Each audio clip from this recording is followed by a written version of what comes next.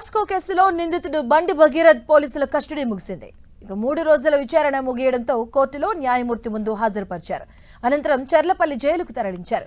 ప్రత్యేక దర్యాప్తు అధికారి కుకట్పల్లి డీసీపీ రితిరాజ్ పర్యవేక్షణలో బండి భగీరథ్ను పోలీసులు 3 రోజుల పాటు విచారించారు. బుధవారం కోర్టు అనుమతితో పేట్ బషీరాబాద్ పోలీసులు బండి సాయి భగీరథ్ను తమ కస్టడీలోకి తీసుకున్నారు. ముందుగా నిందితుడిని జైలు నుంచి మేడ్చల్లోని ప్రభుత్వ ఆరోగ్య కేంద్రానికి తరలించి అక్కడ వైద్య పరీక్షలు జరిపించారు.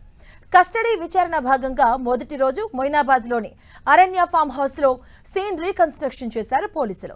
గత డిసెంబర్ 31న భగీరథ్ ఫామ్ హౌస్ కి తీసుకొచ్చి అఘాయత్యానికి పాల్పడినట్టుగా బాధితురాలు ఆమె తల్లి పోలీసులకు స్టేట్మెంట్ ఇచ్చారు.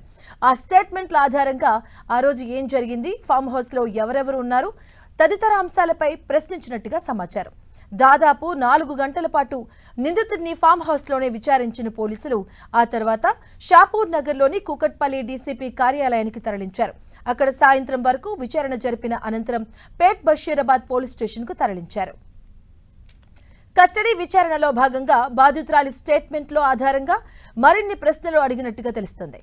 ఇక బాధితురాలి ఫిర్యాదుతో భగీరథ్ స్నేహితుల పేర్లను కూడా ప్రస్తావించిన నేపథ్యంలో పోలీసులు వారిలో కొందరిని ఇప్పటికే విచారించి ఈ కేసులో వారికున్న సంబంధాలను ఆరా తీశారు.